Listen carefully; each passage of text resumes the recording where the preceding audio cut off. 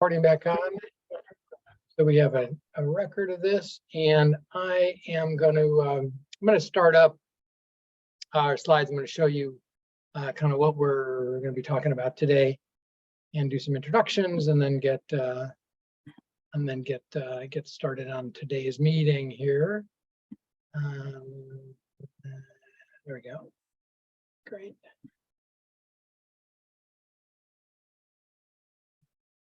Okay, so this is our last meeting of the year for a couple new people here.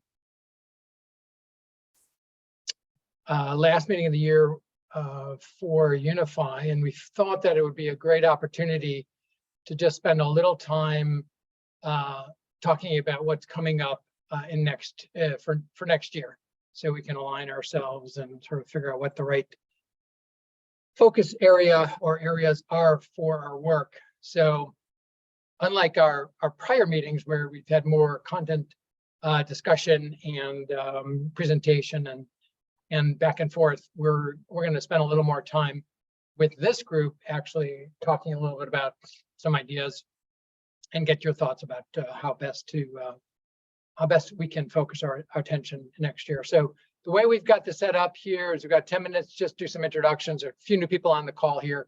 We'll ask you just to say hello, who you are, where you're from, how you got here, just kind of that. And then just, I want to go through a brief overview of kind of what the last, a couple of the major initiatives have been the last couple of years, why we are where we're at. Then we put together a survey, just a few questions about kind of getting a sense of the group and some priorities. And then we'll spend really the bulk of the time really talking kind of strategically about what's important to moving our agenda forward and the various agendas and interests here, and have some general discussion to help guide us as we move into 2023. Things are still pretty fluid as we move forward into the new year. So, so this will be really useful as we hear from you and as we focus our attention on all of the things that we may want to pay attention to. So, so as we get started, let me just call out a few people who are new to the call and ask you just to say hello. So let me start with actually my friend Joe Ward. It's been a little while, Joe. Hi, hey, hang on. Oh, you just muted yourself. There you go. There you go. Nope, now you're muted again. Still muted. Okay. There you go. There. I'm sorry. I just ran into the building and turned the computer on. So, hi, I'm here kind of representing the APHSA, which I'm doing some consulting for their strategic plan for innovation processes. So I thought this might be good, and also say hello to the people, the familiar faces. Hey, Joe. Hey, Joe. Hey. Ariel Burlett. Hi there, I'm Ariel Burlett. I'm the Director of Healthcare Community Partnerships at Public Health Solutions, and we are in New York City. We've actually been around since 1957, with the largest public health nonprofit in the city, and we have a number of direct service programs across the city, including for SNAP and health insurance enrollment, maternal child health services, sexual and reproductive health services, among some others. And then my work is really around building trusted collaborations between healthcare systems, managed care partners in the city, and community-based organizations. So we have our own community resource network, and excited to meet you all and hear more about what you're all doing here. Great, thank you very much there. Mike Coulson. I know you're new to the group, not new to many of us, though. Well, I've been around forever. I'm older than dirt, but no, I've spent over 25 years with the Pennsylvania Department of Human Services, then 3 years with APHSA, and the last 13 with Deloitte. So yes, I've done a lot of things, all in the same field, but from different perspectives. And I was fortunate enough to chair ISM for a couple of years, and then later chair of the Human Services IT Advisory Group. So I'm a unique person, and I'm the only one that's chaired both groups, although I think somebody will get it eventually. So anyway, I'm glad to be on this call. And thank you, Daniel. You bet. Welcome in. And you left out that you got a lifetime award from APHSA at ISM this year, which was a wonderful recognition of your commitment and dedication. So Yeah, well, I always say if you hang around long enough, somebody will give you an award. I'll keep that in mind. I think that is, unless anyone else is new to the call here, I'm looking down the screen. I think everyone else has attended previously. So, so let me launch into kind of what we're doing here today. We have a few sponsors I just want to say thanks to. We're a small organization and membership we're trying to grow, of course, but we do want to thank our partners in PIMA and Health Choice Arizona, of course, AWS, for their support to help us do this work as we move along here. So the real purpose, which I said before, of what we're trying to do today is just kind of use the time and the expertise on this call. Some folks have been here a lot. Some people are brand new to the call, to think collectively about what the Unify meetings priorities ought to be as we sort of support the consent utility pilots that we're really focused on for next year, and also in general data sharing and interoperability. As we've talked about for a long time, how do you improve data sharing? How do you do it from all sorts of different perspectives, from legal, technical, governance, equity perspectives, and that's really very much in pursuit of and support of the consent utility pilot that many of you know about and that we're really super focused on here. So that's what we're doing here, and I appreciate you guys taking the time to join the call and share your thoughts with us. So I just want to present just a little bit of an overview, and I'll ask some of my colleagues to join in here. So the Unify meetings actually got started a number of years ago, pre-COVID, as I'm referring to it as BC, with coming out of a San Diego conference that San Diego Live Well held. Gosh, that must be 5 years ago, something like that, 4 or 5 years ago. I can't remember exactly how long. And at that meeting, Terry Hoff, who was the associate commissioner director at the time, sort of challenged us to really take the conversation to another level. And so we created a session at the event called Let's Get Technical.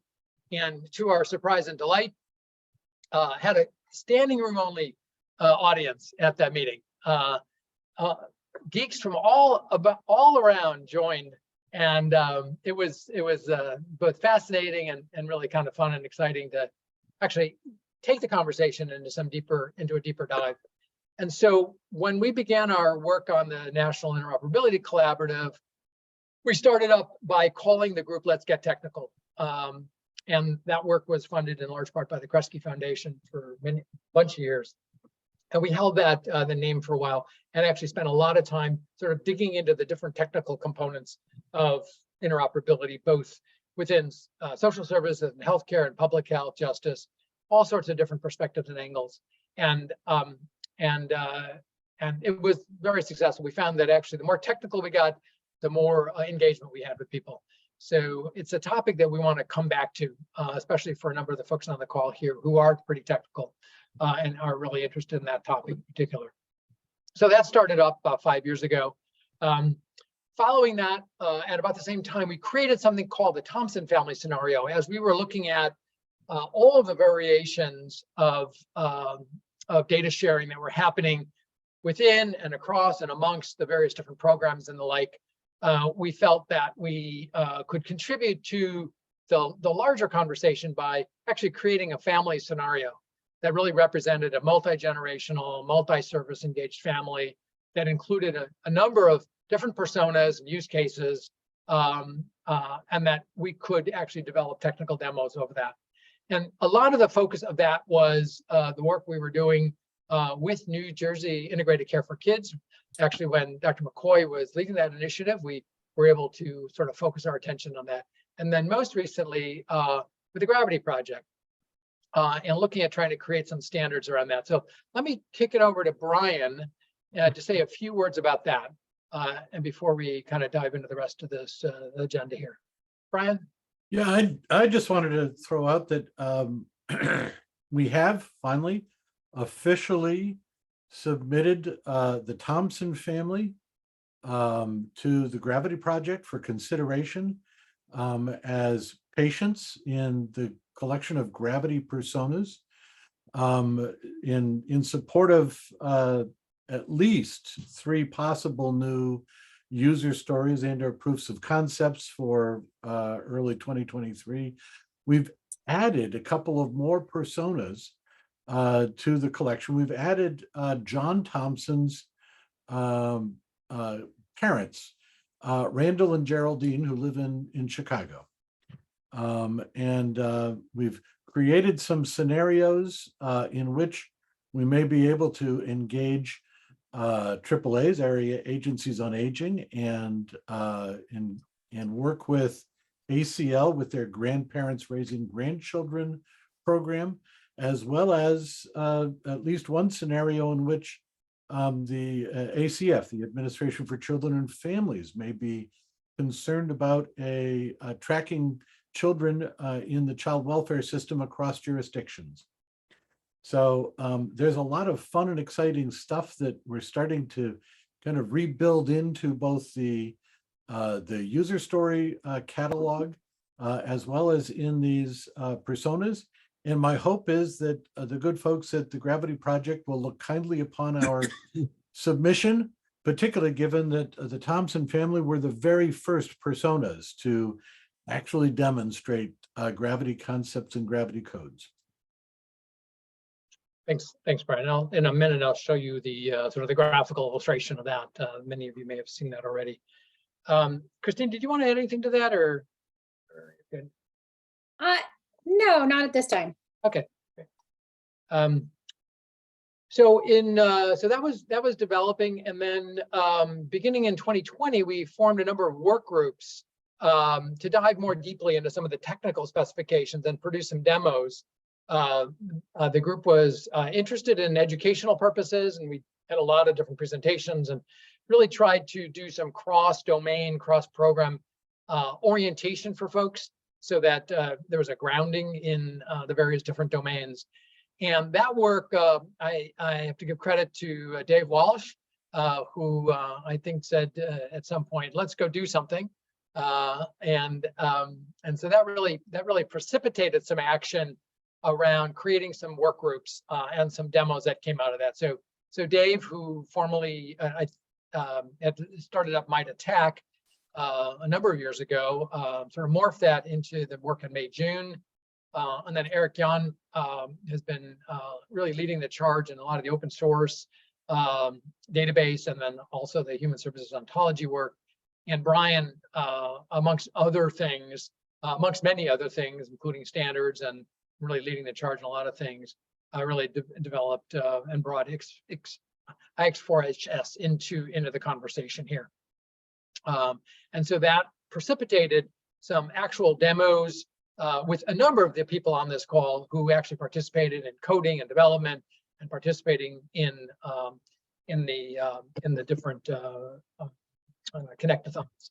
Daniel, you should make sure that that Open City Labs is reflected, given you're talking about these folks that produce demos. Yeah. Yes, and I would thank you for that, Brian. I was actually just going to open up the floor and ask Matt if he had any commentary on there as well, because I know between May, June, and Open City Lab, there are a number of people who have been really contributed in a significant way. And HS Link from Eric. HS Link, Mary Kratz, a number of folks. So if anyone wants to add a few comments, that would be great. Yeah, so Open City Labs in May, June met during we did a demo together for Project Unify. And then later, when we were both part of the part of the New Jersey Integrated Care for Kids, we were part of the administration for community living social care referrals challenge, which we ended up winning, sponsored by ACL. So Yeah. that's all I did. Thanks, Matt. And the risk of always putting up some names is, of course, missing some other names that should be up there.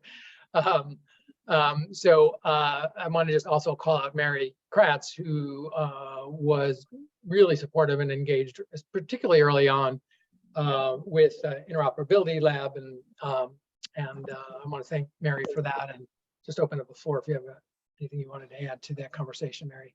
Well, thank you, Daniel, and Interoperability Institute, delighted to support the important work of Project Unify. I want to call out early on the work of Pooja, Barbara and her team at Point of Care Partners, putting together the patient journey around consent, and then being able to enable consent services, an outcome of one of the ONC LEAP grants that was an open source offering that we've made available in the MELD sandbox environment.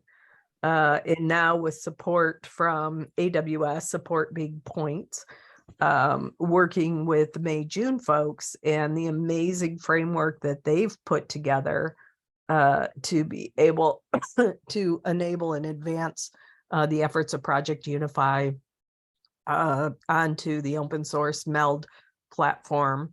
Also wanted to kind of go back a little bit to the persona development. Right.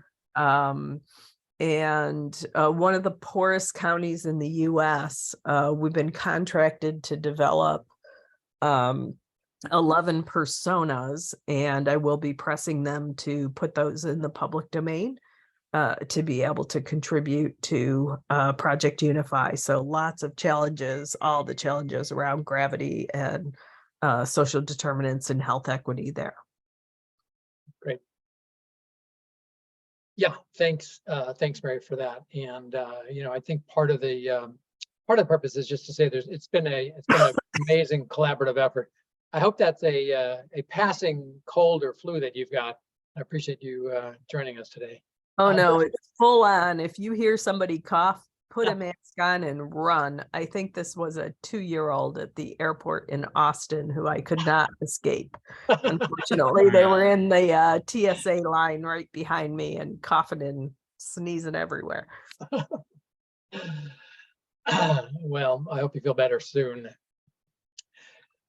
So, sort of moving along, a lot of this was happening over COVID, during COVID in 2020 and in 2021, which is really a testament to the folks on this call and others who participated to really come together and try to do some real focused work, recognizing that we were living in a different universe, but that in fact we might be able to contribute in some innovative ways. And so, without a comprehensive review, I think we did a couple of really important things in 2021. We held the culmination of a lot of the work in 2020 came together in early 2021 during the National Action Agenda, where we were trying to identify things that were really important that we could actually go implement, that were actionable, that had structural impact, could have structural impact in the world.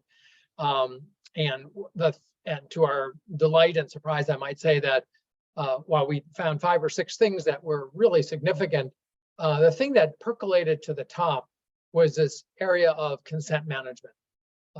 It's one of those things, it's kind of the kind of eureka things where we all know that it's really important, but really focusing the bright light of what can we do that would really enable all of these programs to move forward. Consent is one of those things that has been talked about for a long time, but doesn't really have a solution that is transferable across all the various different domains. So that really came out in January 2021. And then we spent a good portion of the rest of the year researching and studying and talking to folks about the promising practices around consent, knowing that we wanted to try to do something around that. We spent some time and with some support from Robert Johnson Foundation, had a chance to really pull the coalition together and focus in on on what was out there. And that report, we also looked at all of the relevant ONC studies that had been done in the last 7, 8 years, pull those into it, and actually have continued to add to that document. So hopefully hopefully it'll remain evergreen and a point that we can add to as we go forward. So that was in many ways really getting ourselves ready to take some action, learning from what's out there. And then in 2022, this year, in many ways, our focus has been on really trying to prepare for these consent utility, what we're calling the consent utility pilots. We delivered lots of different educational seminars and presentations along the way. Did a number of demos. Folks on the call did a number of demos. Participated in the Office National Coordinator's e-consent workshop on consent, and then also a number of folks participated in the National Science Foundation work earlier in the year.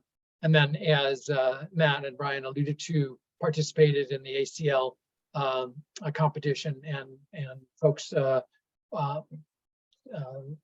won the prize, one of 3 top prizes for that. So I wanted to point this out to indicate that there's actually been a really interesting progression over the last number of years. And I think that this group has actually contributed in a number of ways to drive the conversation, provide some continuity as we really focused in on the various components and aspects of many of the different players and partners out there. So it's a good moment to set for a second and reflect and say, okay, so how do we sort of focus our limited resources, hopefully growing resources next year, and do something really kind of amazing. And so again, as I said, that's really in many ways the reason for today's call. This is a graphic we produced of the Thompson family, and we don't need to go into it now, but each of the people in the scenario, each of the personas has a bunch of different service needs associated with them. And then this is deconstructed into each of the individuals, which is then taken down not only to the persona, but to the use case level. So it creates a way, and we've used this quite a bit, to engage people in the conversation. Sometimes use cases and personas and scenarios can get pretty antiseptic. We wanted to really humanize it with people in a way that people, whether you were technical or policy oriented or legal or a community member, could actually sort of connect with what it is we're talking about. So in many ways, this is what Brian was talking about in terms of the Thompson family and a series of scenarios, because oftentimes we need to talk about the whole family in addition to the individuals. So with that, I just wanted to share that with you, and we have copies of all this stuff on the NIC website. So we're going to now do a quick if my Zoom works well here, we're going to do. I have 10 questions I want folks to answer, so as to sort of again show who's in the room today with us, and then to address some of the questions. And then after that, that should only take 5 or 6, 7 minutes maybe to go through that, get a better sense of where we're at, some of the priorities for folks, and then we'll launch into a conversation with that. So let me see if I can launch my poll here, but before I do that, let me just open the floor for a second, see if there's any particular commentary that people want to add before we move forward, or any questions at this point in time. Good. Folks are rapt attention, as we say, as we go forward here. All right, let me see if I can launch my poll here. Okay. Can you see the questions, and can you answer the questions? Yeah.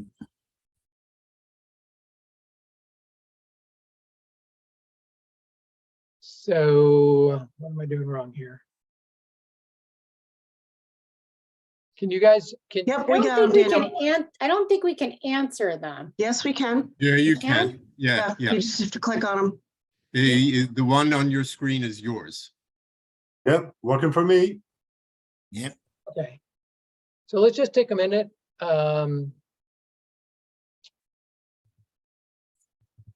can you see all the way through to the 10 questions? Mhm. Anybody having problem with this? No, I love scrolling, Daniel. Okay, you can scroll through. Great. So I'm not seeing it, Daniel. Anybody else not seeing it?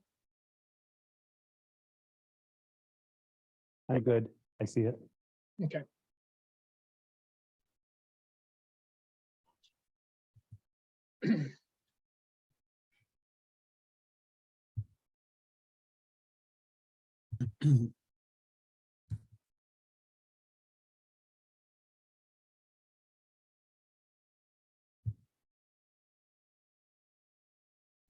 Great. People are getting through. Yeah, there you go. Okay, some people are starting to get through it.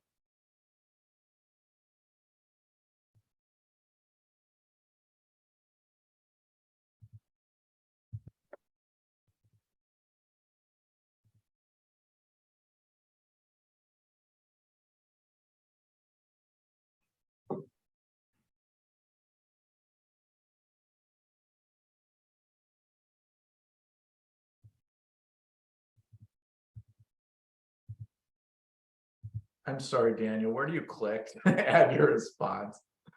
I see the Eric, I don't think you and I can because we're Oh, set up okay. as co-facilitators. Oh, okay, cool. Then I'm not going We to. can see what everyone else is doing, but we can't click ourselves. Ah, that's important. No wonder you can't. I do will that. take that as a consolation. I was wondering if you'd figured that out.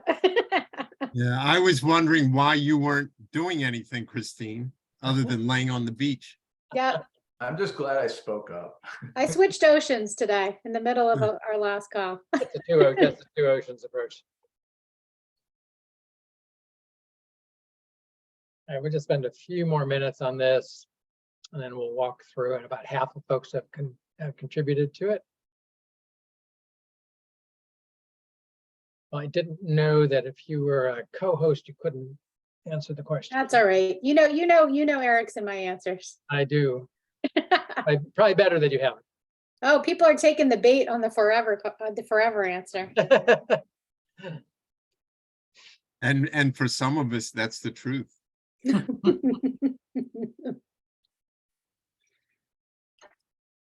grown the beard to make it to prove it, right? You mean made it longer? Yeah. Laziness, nothing else. I want to see how hip I can be at my age.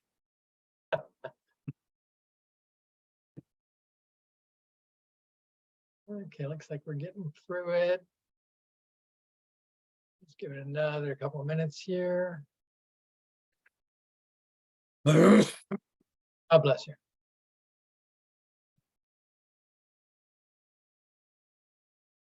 I have questions about some of the options there. So what is going into the consent utility demo and HIMSS interoperability showcase? And then the other question is, what's the difference between data sharing and interoperability? I asked that one too, Matt. We're on the same page.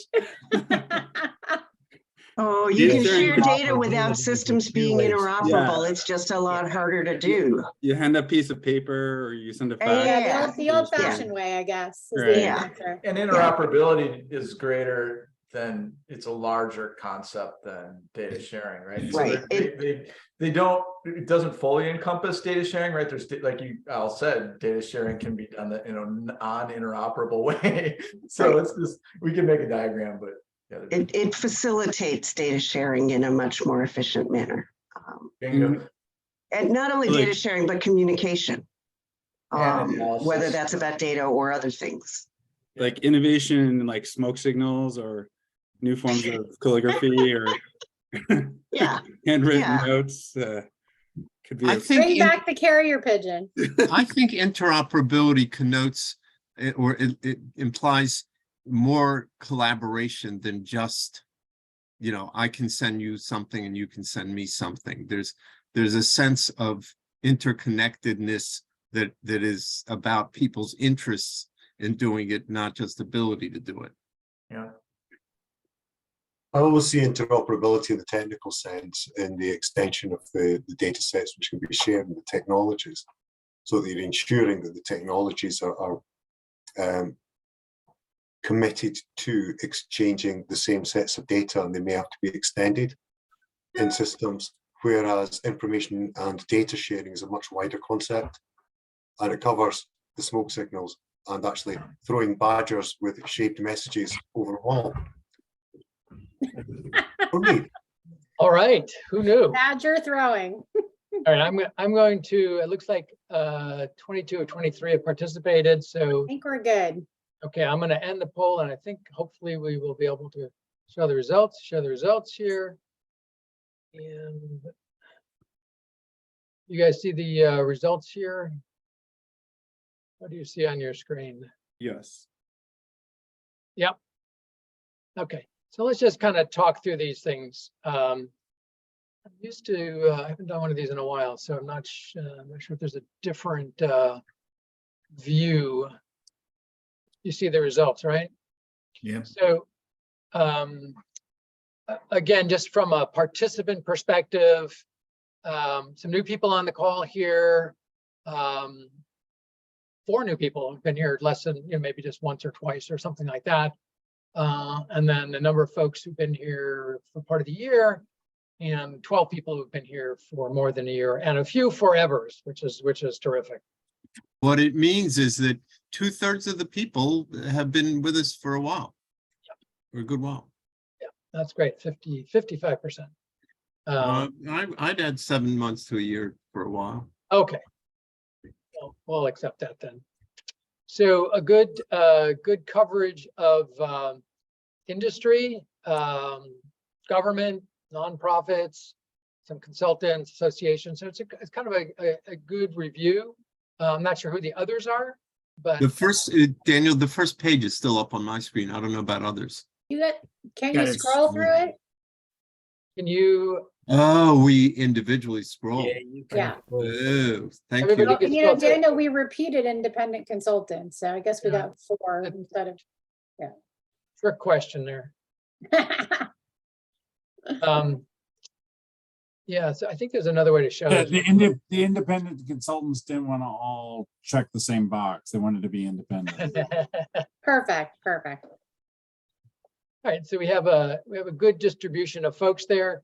In which domains, or if you have it on your screen, you can just scroll down in terms of which domains either people have expertise or strong interest in.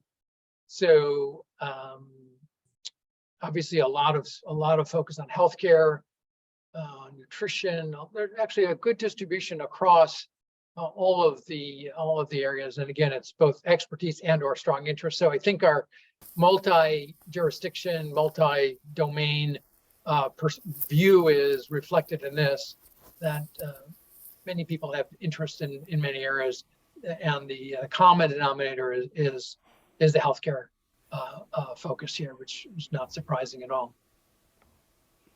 Now, I'm curious about question 4 here, in terms of what is your sort of the most, trying to ask the question, what do people find most valuable out of the Unify meetings? And this is a multiple choice here. So I'm glad to see sort of the discussions and the presentations, a smaller group on the work groups and the technical demonstration site, networking, and then exposure to other domains.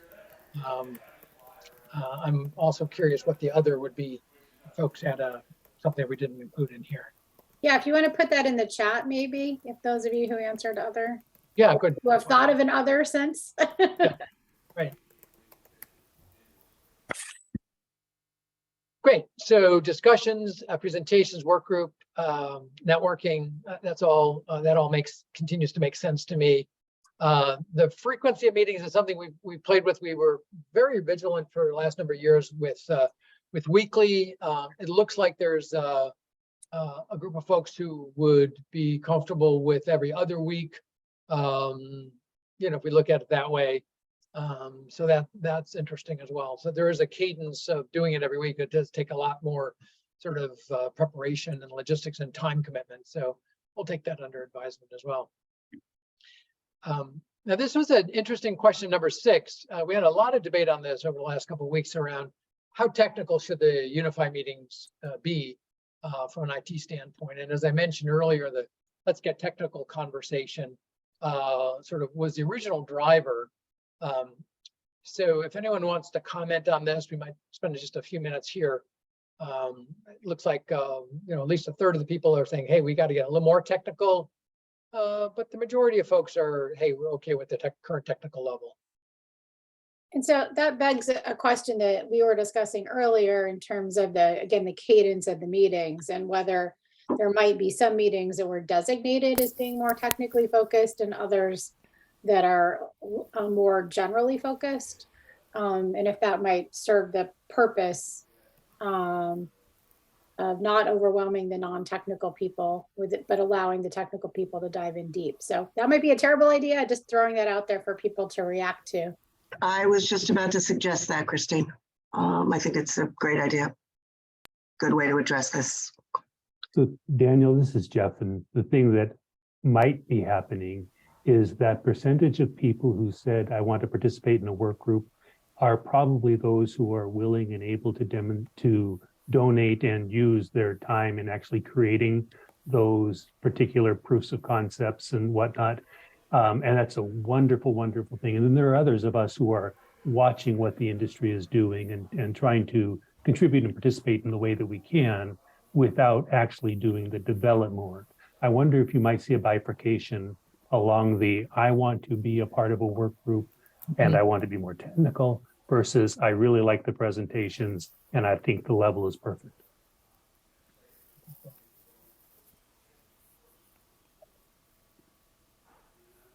I think one of the things as we think about, and we'll kind of get into this conversation as we kind of move forward here. I think there are different ways for people to participate, as what I'm kind of hearing. And as we dive more into potentially the technical conversations, the work groups, and/or the proof of concept work that we'll be doing, I think that provides opportunity for people to both observe, learn, but then also kind of roll up your sleeves and dig into it. And Dave, if you're on, I'm curious because I know that you've always been very focused on sort of the technical components of that. How does that resonate with you? Well, one thing that I think is something that we should really take a look at is Mary Kratz has made a lot of progress with IOI and building, if you will, a framework upon which we can iteratively build functionality.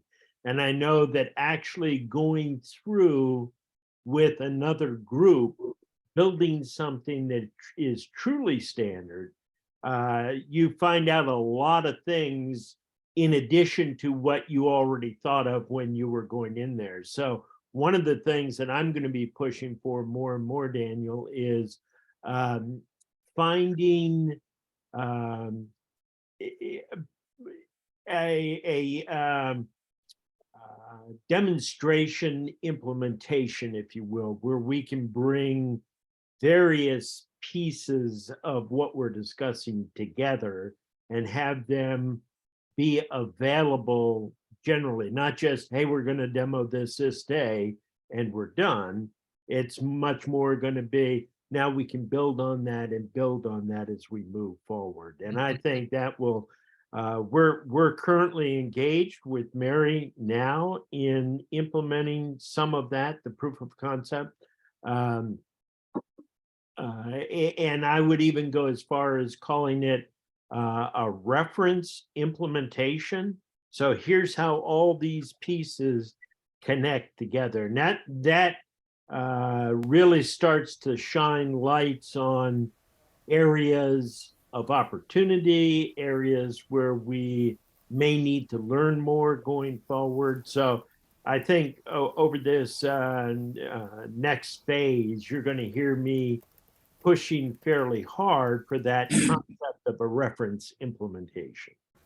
Hey, Dave, could you say more about what the end result will be so once the May-June setup is complete, any, like, insert name of any organization with MELD credentials will be able to, I'm just making this up. I don't know if this is the right, will be able to use May-June's app to do an assessment and then pull that into their application, or exactly what are you is May-June standing up within MELD?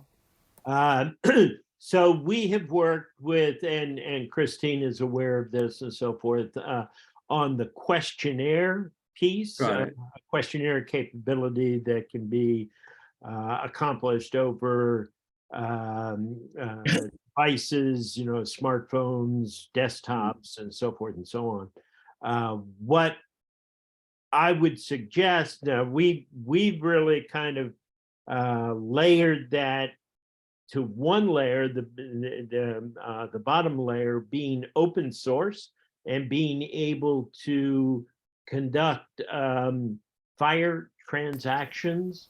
So the bottom line, the core of it is really open source, and you can grab it and do whatever you want to with it. At a higher level, we're building upon that framework so that we can have some specific value.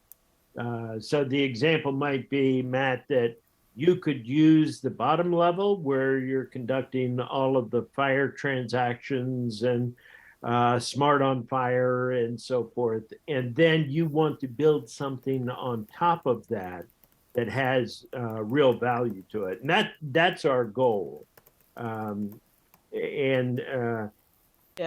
That's available today. Go ahead, Mary. Dave, I could not have said it better.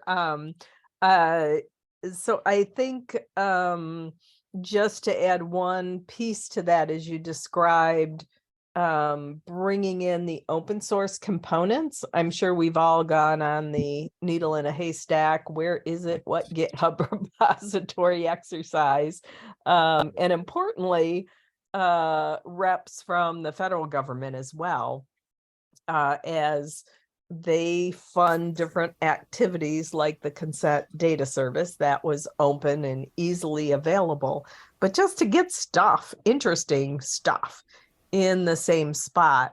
And I'll go as far as is to refer to those reference implementations as a digital twin, is that basic framework, as Dave describes it, that you can then bring in other open source features and functions or proprietary features and functions. You can clone a copy of MELD that gives you that base infrastructure that any state, any system would need, and can help different communities with their challenges. Part of the collaboration with May-June has resulted in some really positive conversations with folks from community health centers who are really struggling with deploying the Prepare, and hoping to set up some demonstrations in the future around that. So a core framework, but then being able to build on that different solutions. A lot of the demand coming from the states, particularly as their HIEs are starting to look at how do we build out health data utilities. Okay. So part of it is the core electrical conduit. Part of it is, oh, I like a yellow light fixture and Daniel likes a blue light fixture, that you can pick those different differences, but you have some good a core framework to work from. Yeah, great. Well, and Mary, jumping in on that and following up, I think I would even potentially look at, is there an opportunity to roll things a little earlier in the process to try and ascertain, when you look at some of these larger, whether it's social care networks like ours, ACF, whether it's a community health worker, to look at what are the challenges in us aligning and what are the opportunities for standardization.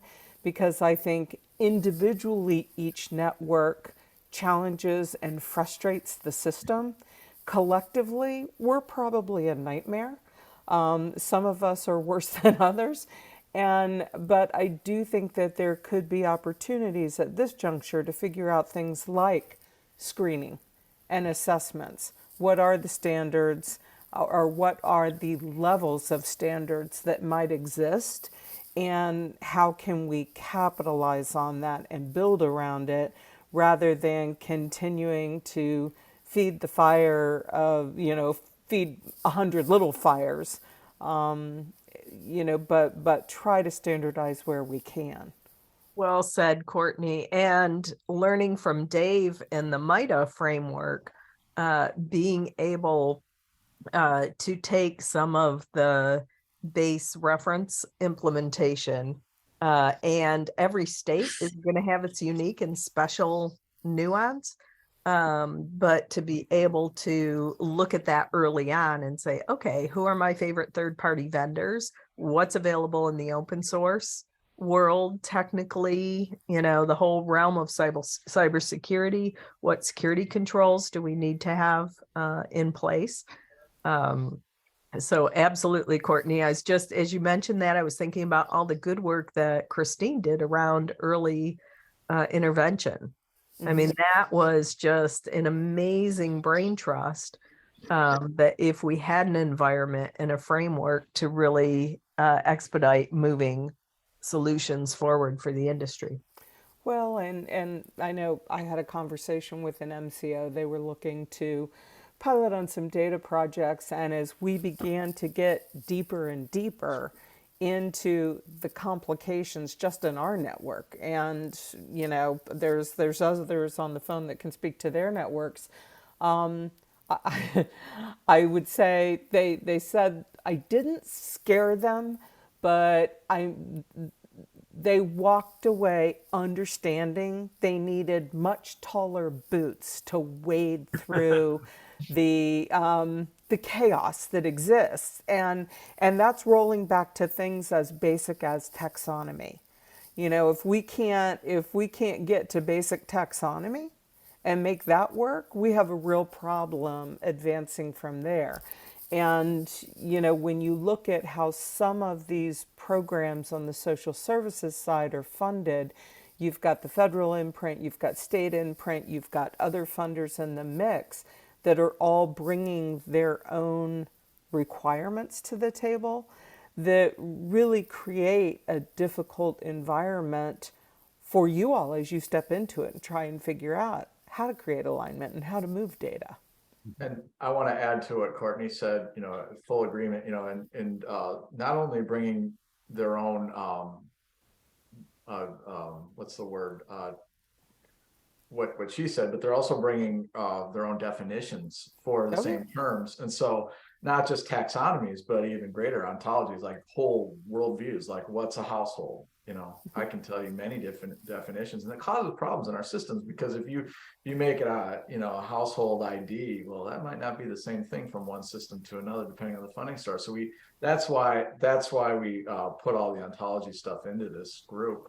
And I was very dismayed to see that it got low voting interest, but that just shows me that people like Brian and I have to sell it more, because that's how we come to at least a common understanding from a machine readable way and just in a human understanding way. But yeah, then of course all the other things we need to do, APIs and all that goes then from that basis. Well, I couldn't agree more, Eric. And one of the other things I worry about is that because the Gravity Project has done the work it's done, I think a lot of people feel like, oh, we have data definitions, they're baked, they're part of the Gravity Project, and they don't understand what already exists in the universe that has to be managed. And I think we're, quite frankly, setting up the HIEs and the HINs for a really, really tough job to aggregate and process data and deliver meaningful data.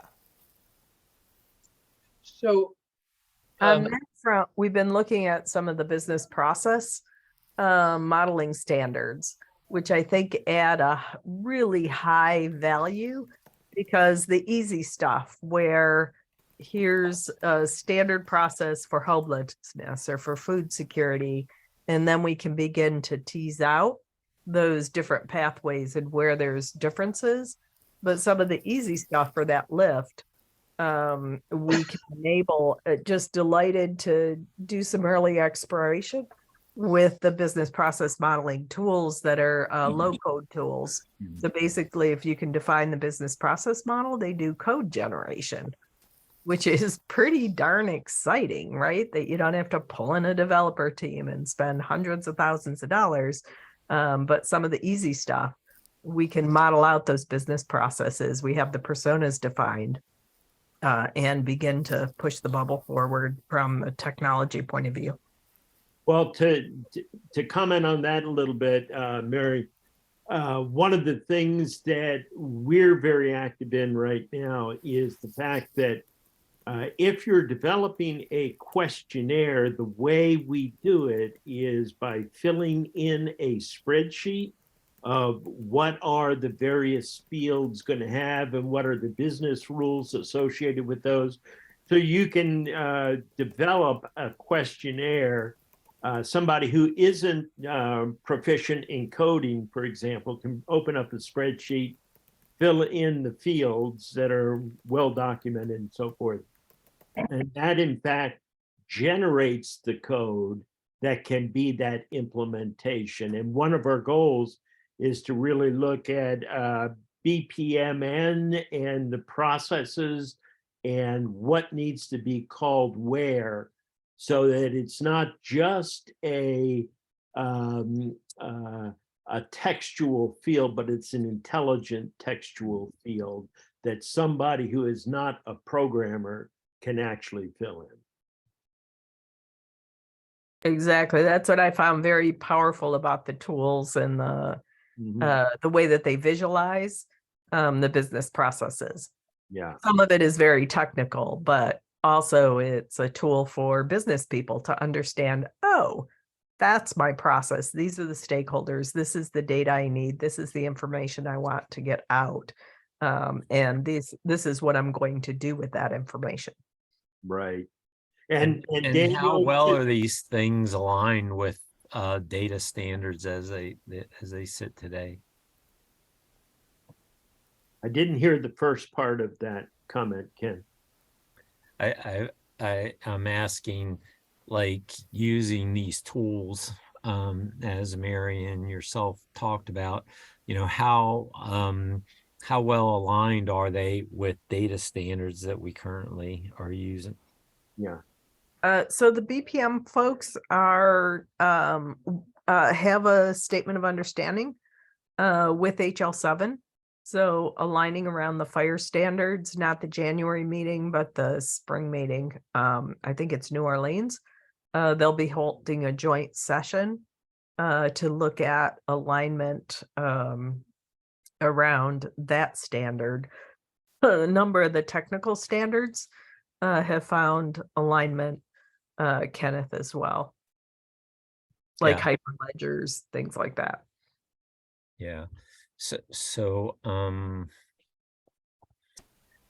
what happens when we break fire as it currently stands?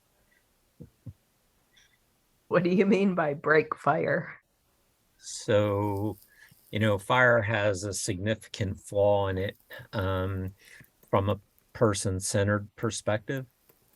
So we are going through the process to correct that.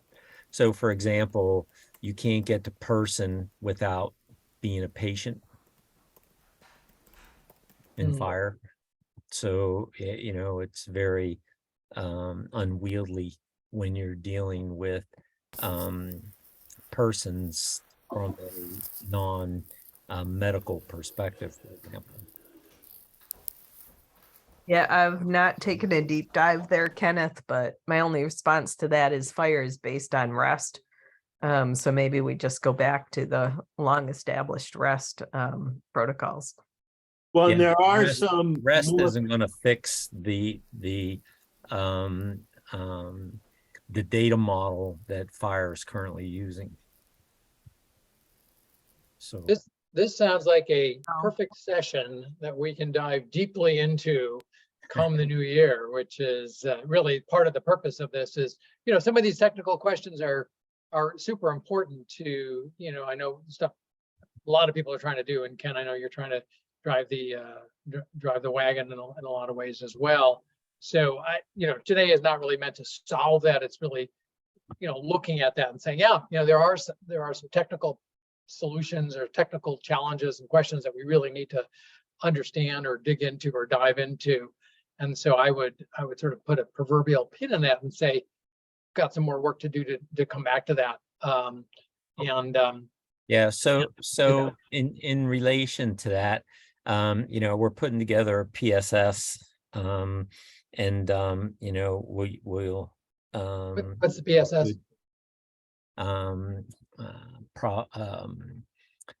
Problem scope statement. Project scope statement. Project scope statement, whatever it is. Yep. Or HL7. Yep.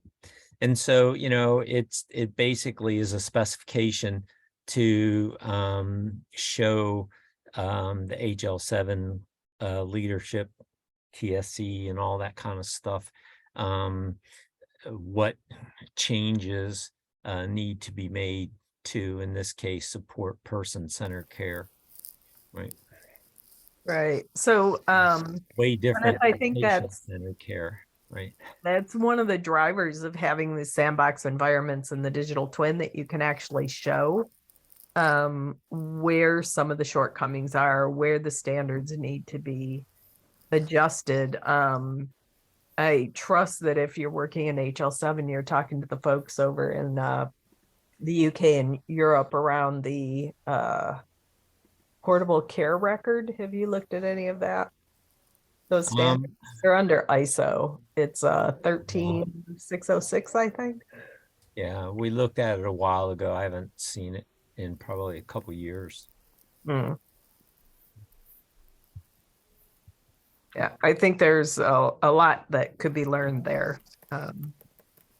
Yeah, I mean, delighted to see how far they had progressed, whereas on the US side, we become very EHR software focused in the big houses.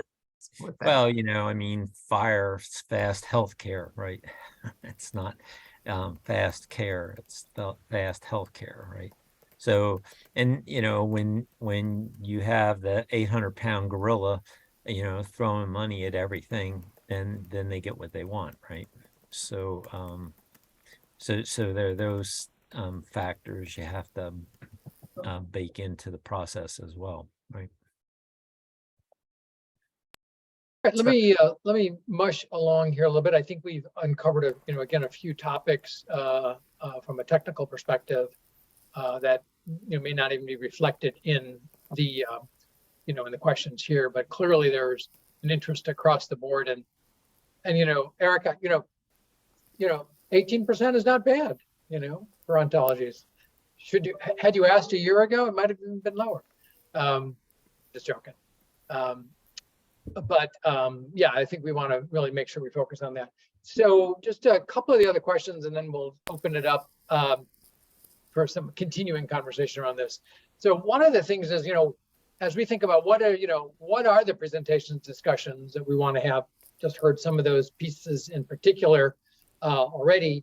And there's clearly from the, question 8, consent management, data sharing, interoperability standards, innovation, equity are things that are important topics as well. So we'll keep that in mind as we move forward here. I'm interested in question 9 as well, as we think about sort of what your number one area of interest in Project Unify in 2023 would be. Again, it's a little bit across the board a bit with most people saying more educational programs, best practices, which is interesting, and then kind of evenly divided between sort of supporting the consent utility, implementation, and there's some conversations with HIMSS about sort of doing an early demo of this e-consent work in the showcase coming up. Going more deeply into some of the technical conversations. I think we addressed that a bit earlier as well. And then really creating opportunities to participate in those kind of demonstrations. I think one of the things that we're wanting to do is really focus our attention as we go forward into the year, both because of the limited, resources and scope we've got, but also, how do we make sure we make some progress this year? And the last question here on satisfaction, I'm glad to see most people are pretty satisfied with the group. And I get no satisfaction, so I'm assuming that that was just somebody singing, like humming along there. Why would they bother being here otherwise? That's what I was gonna say. What the hell are you doing here? And you got you forgot the can't. Like, isn't there supposed to be a can't in there? Anyway. Oh, there you go. Yeah. I was doing it quick there. So I'm gonna stop the presentation here. Hopefully we can download these results, and then really just spend a little time here. Let me come back to my slides. I think my slides somewhere. New share slide. Here we go. So some of the questions here are this one.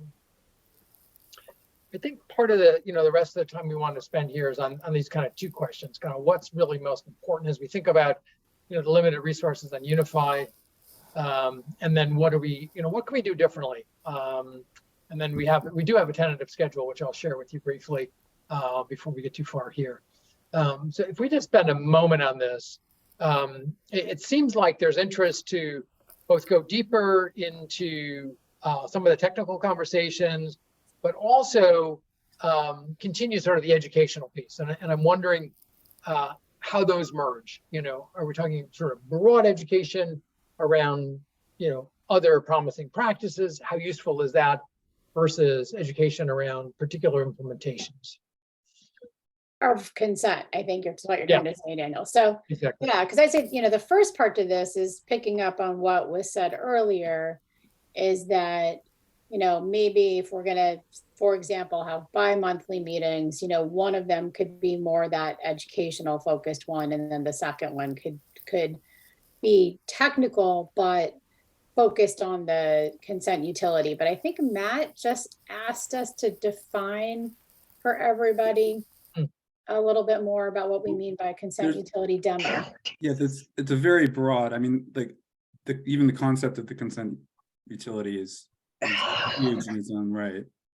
So that's why I asked, like, is there a user story that's kind of?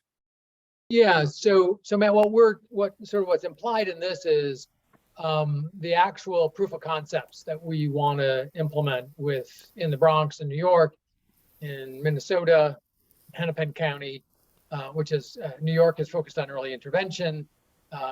Hennepin is focused on homelessness, and California is yet specifically to be determined, but there's interest in a couple of counties there in terms of the work that they're doing and the initiative around whole person care there. So when we're talking about consent utility, it's how do we take that first step towards implementing a minimal viable product and bringing all of this stuff to bear on that, right? So, Kathy's been in the middle of a lot of these conversations we've been having separately around what does that look like? Who needs to be involved? What are the technical components of it? What are the current state of things? So that's the implication. I was going to say, Daniel, maybe we can give a nice illustrative example from the meeting we had earlier this week, and I'm sure Kathy could do this better than I, but we did in the context of the early intervention proof of concept with the EI folks from New York City. And, they brought, we had a conversation that we haven't been having, which was talking about the utility itself, the place where all these consent. So if we imagine integrated care for kids, we've got a lot of organizations that are part of the core child services for children. And so if you had a consent utility that was for integrated care for kids, you would have a lot of different organizations that are moving consents into the consent utility where they're stored, or setting up the possibility for consents to be executed inside of the consent utility. And then they need to be able to access from the utility the fact that the consent exists and that it's current, and that they are an organization that's authorized to get information based upon the consent that's stored in that utility. So let me just add one piece there, Christine, which is that the utility is set up in such a way that you've really got 3 parties to any consent. You've got the consent utility where it's stored. You've got the organization where the parent is authorizing consent for them to share the data.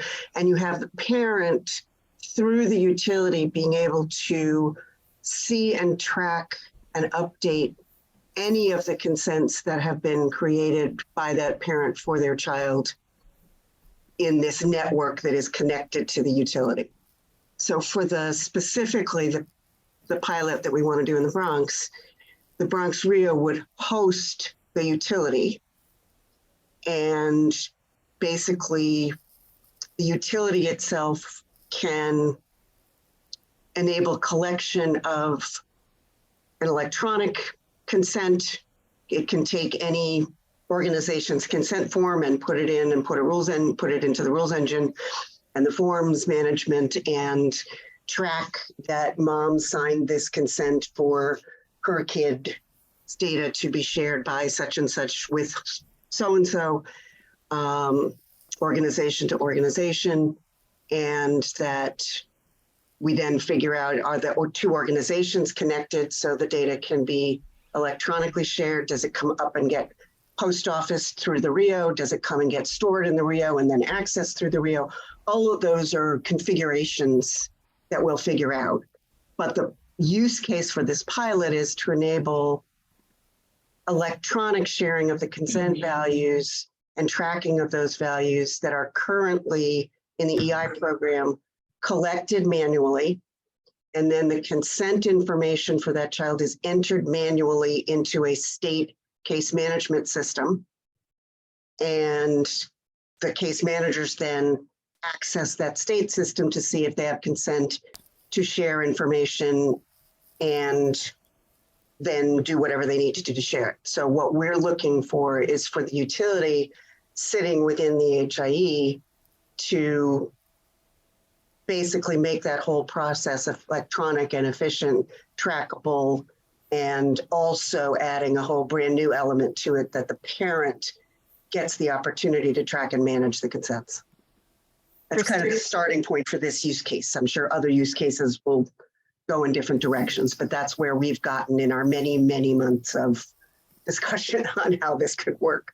And So what we Christine want and it to do. Kathy, this is exciting work. My question is, Civitas has put a lot of work in on the policy, legal governance side around the definition of a health data utility, specifically language for Congress, which then goes through the federal programs that fund the state HIEs.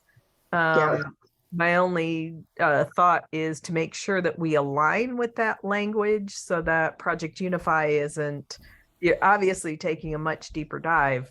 Yes, and I think that, you know, others, but alignment on a common definition, otherwise we're doing more harm than good.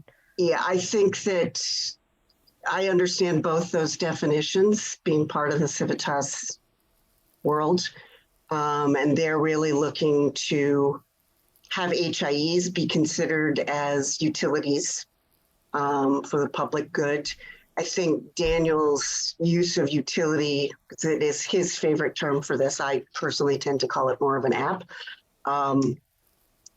is that it could be, you know, an infrastructure that can be plugged in anywhere, like an electrical grid that people plug into. And so I think they're 2 different definitions, but I agree that we need to make sure that we don't confound or confuse the two, and maybe we do find a better way to perhaps define our consent utility application of some way, because I think, consent utility service. I think there are lots of ways it could be described, and we can look at those semantics and see what might make the most sense as we move forward with this. And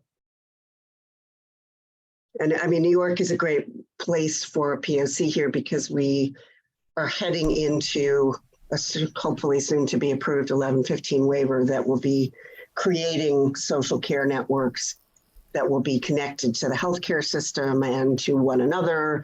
And consent is going to be, it already is rearing its head as a bear for how that is going to be managed across the state and in the individual 9 regions of interconnected social care networks that are going to get created under this. So we're hoping this will be something that we can really learn from and be able to scale what we do learn as positive. But if anybody has ideas where we can get funding to fund this POC, do let us know because we're still looking. Yeah, as you'll see, SAMHSA is working with OCR for a new Part 2 version of life. So yeah, we're all very aware of that, Ken, and eager to see how it moves forward. Yeah, I mean, they've dropped the proposed reg At NPRM, right? That's do we know when when feedback is due to that, or I don't know. Have they made it public yet? gosh, I only saw it. yeah, I think it's at the registry, right? The federal registry. Yeah, I think that's what our register. partners- Yeah, it's published and ready. I don't know the date. We don't have. Yeah, we'd look at that. So just a brief update. So our colleagues at the Network for Public Health Law are writing about that. I think Chris and Denise they're committed to speaking about that in January. So we'll be able to bring some legal attention to that kind of conversation. Yep. And hopefully, if there's an opportunity for us to weigh in, that will be great, if that's possible, in time to make that happen. I don't know what their schedule is on that though. So we're sort of approaching the 5:30 hour here. I want to just sort of spend a few minutes on kind of what do we do differently? Is there? I think we got some feedback today. I think we got some sense of other topics to go into in some more detail, sort of really focus on technical, but make that known as well. But are there other things, and this is just sort of some discussion topics that you feel that are particularly useful here in this forum that we can build on, or that are missing, or that can bring more value to to your time here, and as we go out to sort of do more work, it'd be interesting.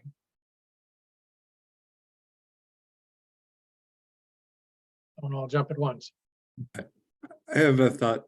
Dr. McCoy has for some time talked about some of the limitations of, within something like the New Jersey Integrated Care or Integrated Care for Kids program in general, that the unit of analysis is just the child, the patient, as opposed to the family or the household, right?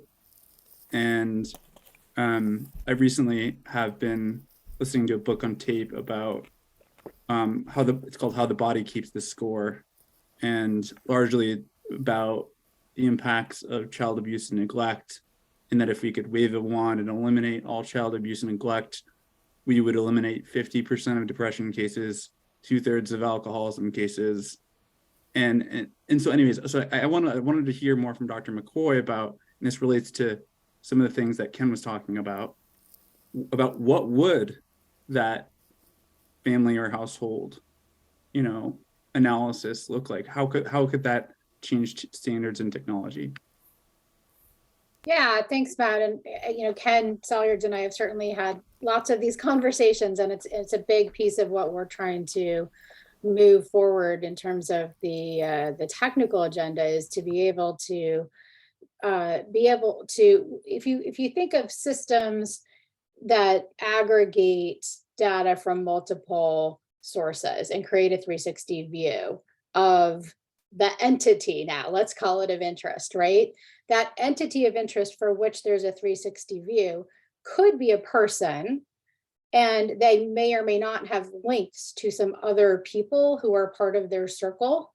So that's one way of thinking about it. So obviously, if they're a child, they have either a parent or a guardian at a minimum, to which there needs to be some level of information. And, in the case of anything related to sort of child welfare, child safety, you may need to know some pretty sensitive information about that parent or guardian. And so that, again, that you need to be able to link it. And an example where this happens today is in delivery hospitals. The mothers and the infants records and the electronic health records are linked. So this has already been done in EHRs. So it's really sort of doing that type of linkage in some sort of care coordination system. But then there's sort of the visionary piece that I have not yet seen, which is where you could also pull up that person in the context of either their family or their household. And household is important because some social benefits are based on household. And so you need to be able to look at the household, because particularly around nutrition, that household plays, and housing and nutrition, it plays a big role. So in that case, we need to be able to look at a 360 view of the household or a 360 view of the family. And I have yet to, again, see a system that has figured out how to integrate that and to provide that family type view. And part of this is why Ken is pushing so hard on FHIR and becoming person-centric instead of patient-centric, because we've got to recognize that we have persons in there who aren't necessarily patients, but that are equally important to the story that needs to be told, both for them to figure out their path, and for the professionals and paraprofessionals that are helping them. Yeah, and one of the keys to that is that, a person takes on the role of a patient when they're getting medical services. When their medical services are complete, right, they're still a person, but they're not a patient at that particular point in time.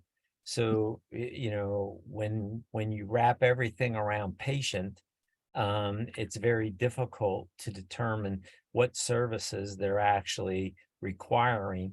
And if things apply to you as a person versus as a patient, for example, like you may have conditions that aren't medical, you may have other things that observations that aren't medical, and so on and so forth, that could be instructive from a person perspective.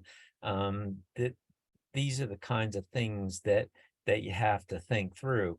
Now, there are people that feel that, all you have to do is, define a synonym for a patient. But the problem with that is that it's still a medical issue, not a person issue, right? In other words, if you say, oh, well, patient can have various types of names, right? All those are synonyms, if you will, for patient, right? And the problem is that, if you create a synonym for a patient, it's still the patient resource that you're working with. So it really doesn't change the way that you want to have person separate from patient, because again, patient is only a role a person takes on when they need medical care, right? And you know, having to have all that patient stuff associated with you when you're not a patient is kind of overwhelming for systems to be able to figure out like what information is necessary at this particular point in time, et cetera, et cetera, et cetera, right? And so to get that, you know, household or family perspective, you're not going to get it at the patient level, right? Because fire is just not built that way. That's really interesting. We spent a lot of time building chronologies around individuals, and you're right, the interactions are very complex, and mapping and linking all of those relationships, if you like, against the individual, whether they're a patient, whether they're at school, whether they're a child, whether they're a victim, even, it's complex, but it's not irresolvable. And it's not a data issue, if you like, and it's not a processing issue. It's much more about significance. Otherwise, that which is significant gets lost in the noise. And those different perspectives from different systems, from different practices, not just in health as a patient, but in social care or protection, or even in the judicial system, are ones which can be brought together and actually bring in the individual's pathway through life from start to finish, can bring a very, very strong picture of what is important at that moment in time, as long as the sources are only sharing significant information. Does that make sense? We spent a lot of time in chronologies with our health practitioners, our zone pediatricians in particular, to ensure that the complexity of this information didn't lose its value. Right. And in fire, you probably can't represent that complexity straightforwardly, right? You're going to have to go through all kinds of twists and turns in order to make that happen, right?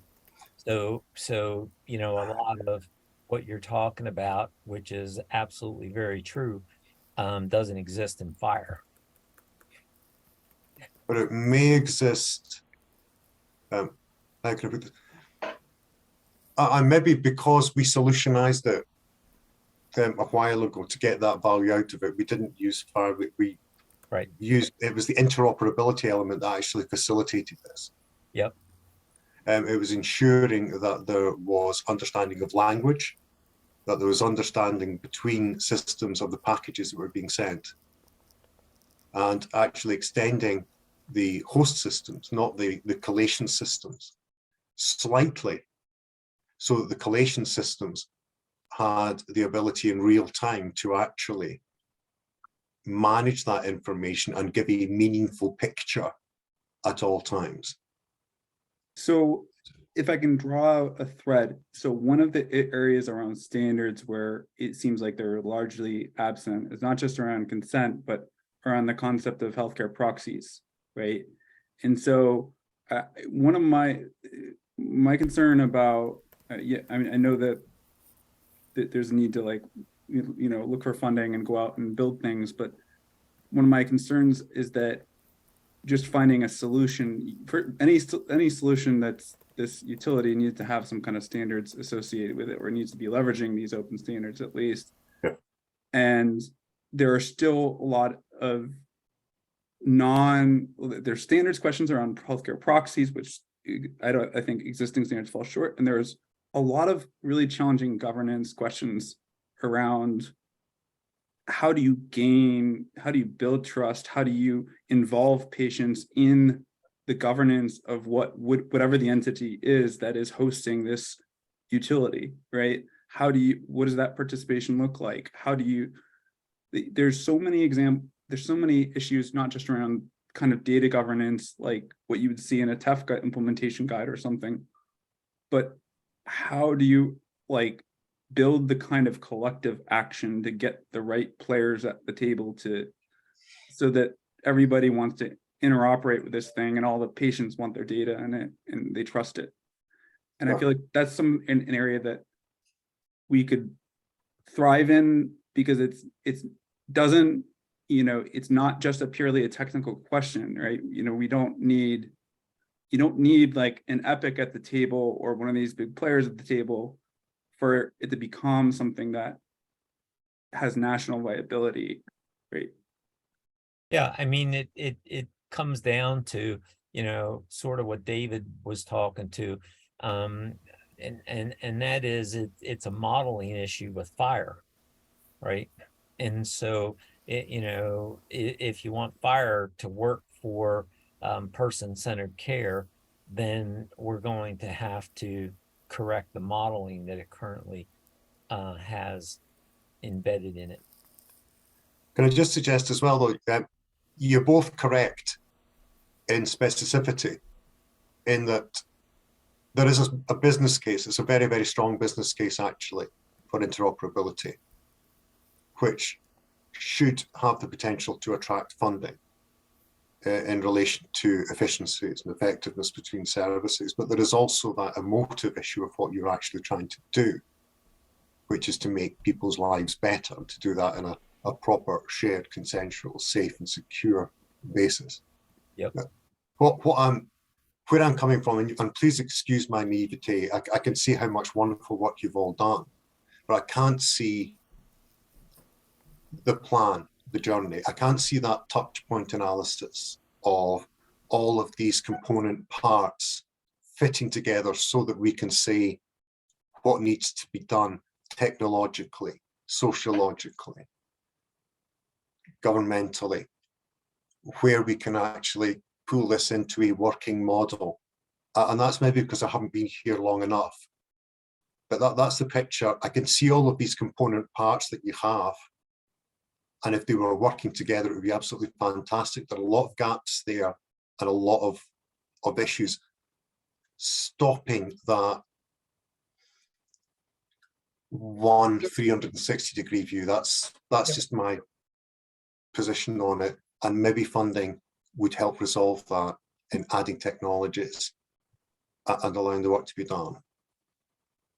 So David, I think that's contribute as well. I think it's a really good sort of segue, which is that's the point of sort of focusing our attention on these pilots, is to bring these disparate parts together and focus them in on how do you actually drive at least a minimal viable product to show that these operational pieces make sense together, and to point out those places where there's additional work that needs to happen, because there's undoubtedly tons of stuff that has to happen. We need to start somewhere, otherwise we still have just the pieces and we don't have the whole. Yeah. And I think that the pilots are a way to actually focus our attention. This group can help, sort of identify those things and solution as appropriate. Daniel, do the pilots have all the actors, the organizational entities in place, ready to go if they had the funding and the technology? Or is there still like that organizing needing to happen?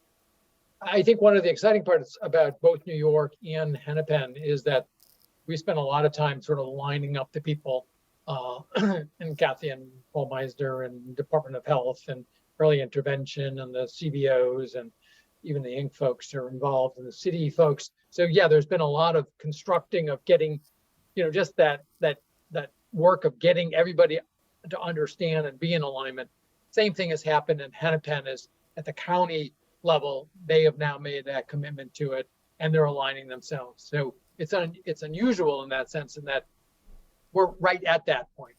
My belief is Medicaid can fund this, in a blink, and I've heard that from their federal friends, and it's should benefit the Medicaid program. So it's just, how do we get the pilot started longer term? I think it should be a Medicaid 90-10 funding solution. Easy for me to say, but that seems to be the viable place where it should go, and our feds are saying that as well. So whether or not the state folks say that. Kathy, it sounds like you want to say something. No, just on that issue with the state, it's not a question of whether the state folks in New York anyway necessarily agree that that's a viable route. They're just so totally wrapped up in waiver negotiations, and once that gets approved and then actually implementing the waiver, that they just don't feel like they have the bandwidth to do something else that requires going through a federal approval process. So I think it's just timing with the New York State folks, even though they recognize that this is an important work to do. They just, the thought of one more thing on their plate with Medicaid federally is just kind of about to send them somewhere Fun they with don't wanna go. CMCS, yay. Yeah.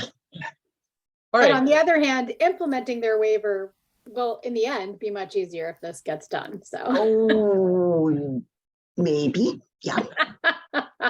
But we know without it, it won't get done, but with it, it might have a chance. Yeah. Is the point. So let me just point out on the slide up here, we do have some stuff showing up in January already. So Ken has graciously agreed to give us an overview of what he's up to with the ACF initiatives and go into some more detail on that work along with Michelle from Zane. Dave and May June are gonna, I don't have a specific date yet here, but we're gonna dive into the questionnaire piece for New Jersey and Connecticut, kind of look under the covers there.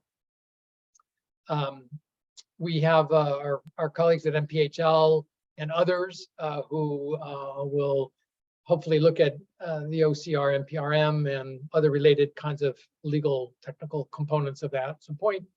And then the consent pilots, we've just talked about those both in Minnesota and Bronx and California to kind of dive into, sort of uncover those a little bit more and dive into those.